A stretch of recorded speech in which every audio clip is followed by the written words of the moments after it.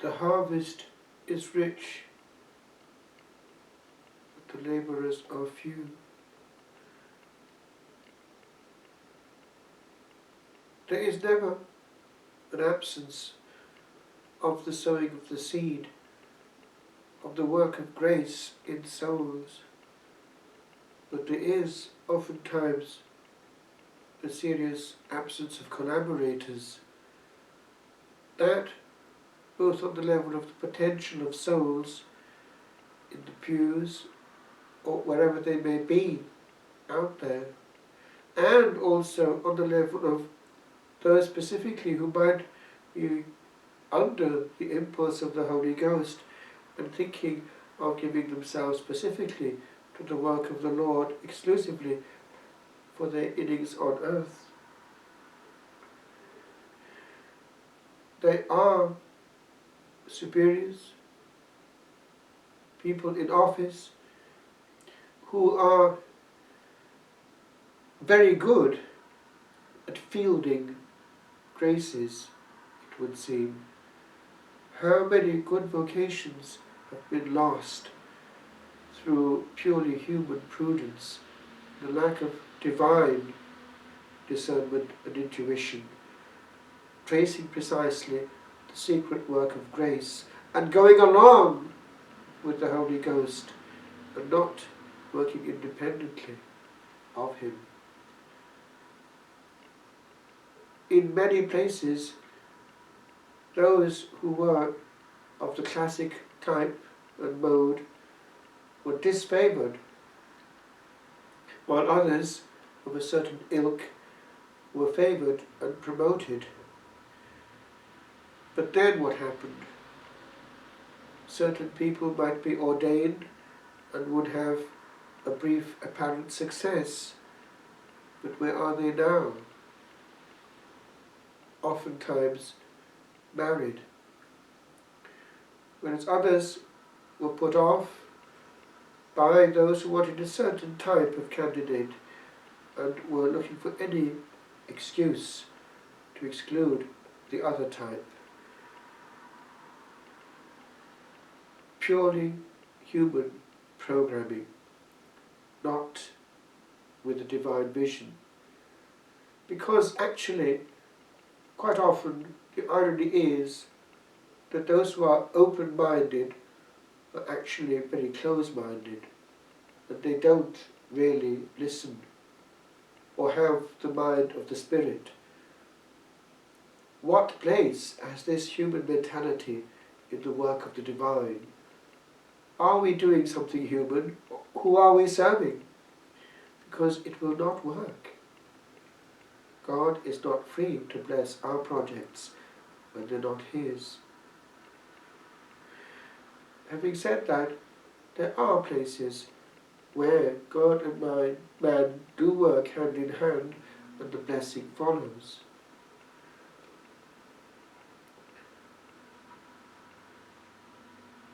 I understand that there was a diocese in France which attracted a vast amount of grace and blessing, and therefore ordination as well.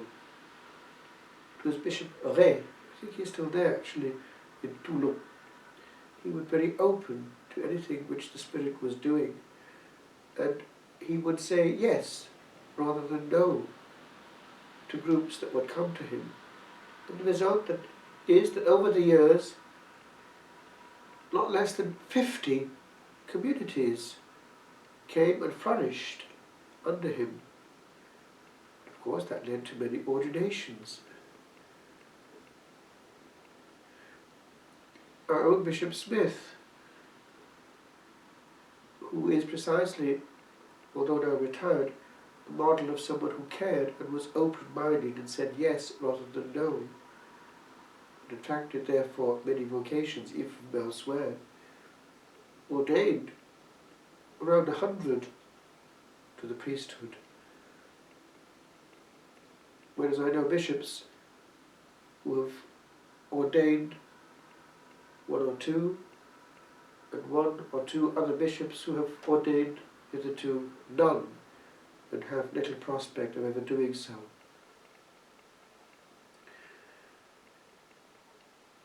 And yet, they would be interested in having vocations from other cultures to fill in the gaps. But we have seen that that only works partially. That's not a study in itself.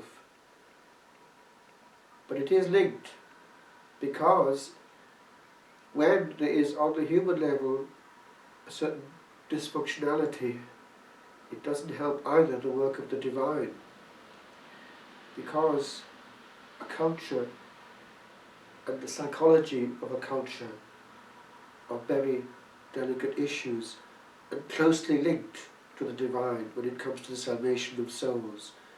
For it is in a person's culture that one meets the person, and therefore one respects that and works within it.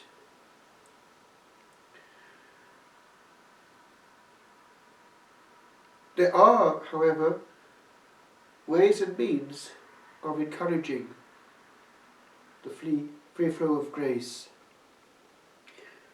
I know of a diocese in the States where there's a long tradition of orthodoxy, adoration, and classical devotion, and where there has been a succession of very orthodox bishops, and they have always had good, solid vocations.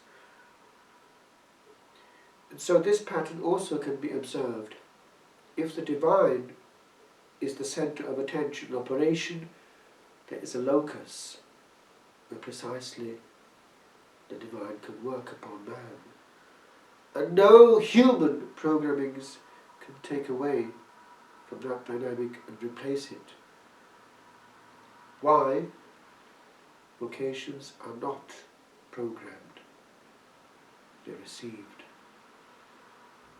They can be prayed for, but they have to come from their author. And if they come from another man, the chances are that either they will fail eventually, or they will actually do harm. That can happen too.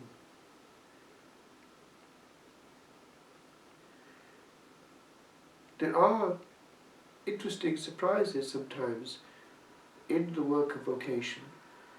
One listens to this one or that one.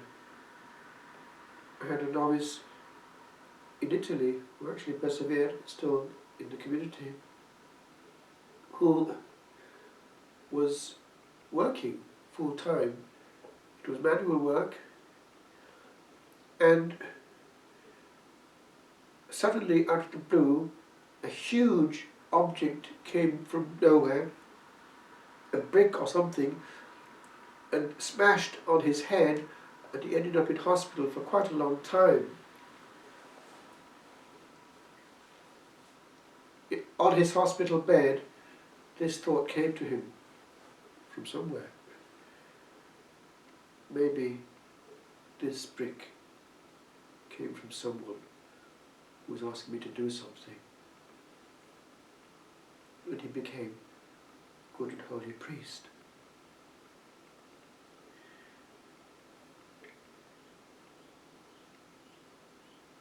There is one place where, as we're told from multiple sources, things tend to happen. It's before the monstrance or the tabernacle. And one classic place where sometimes vocations do come and are heard is on Holy Thursday night, during the watching until midnight. There's a lot of grace in the air in the Triduum.